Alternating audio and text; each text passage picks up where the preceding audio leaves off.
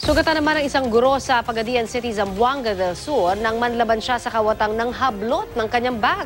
At dalawang nicho naman sa Solsona, Ilocos Norte, tinangkang pagnakawan.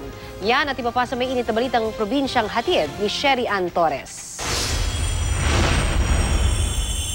Walang patawad ang mga kawatan sa Solsona, Ilocos Norte dahil pati patay pinagnanakawan. Ang dalawang nichong ito na wala pang isang buwang nakalagak ang mga labi, giba na ang semento. Ang tinatarget daw ng mga tirador sa sementeryo ang mga mamahaling gamit ng mga yumao na nakaugalian ng isama sa hukay. Pero mabuti na lang at walang nakuhang gamit ang mga magnanakaw.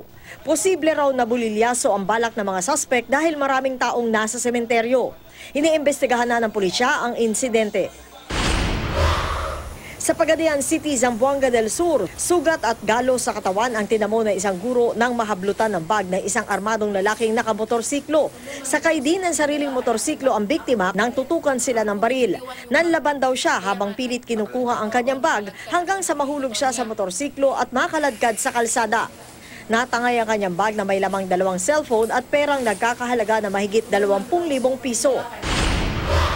Wala ng buhay na matagpuan sa loob mismo ng kanyang bahay ang isang lalaki sa barangay Canuntog sa Ormoc City, Leyte. Isang tama ng bala sa ulo ang ikinamatay ng biktimang si Christopher Dyson. Kwento na ilang kaanak ng biktima, nakarinig sila ng isang malakas na kalabog noong gabi pero hindi nila ito pinansin. Kinaumagahan, nakita na lang nila si Dyson na nakahandusay at wala ng buhay.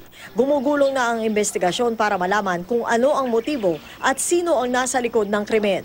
Sherry Ann Torres, GMA News.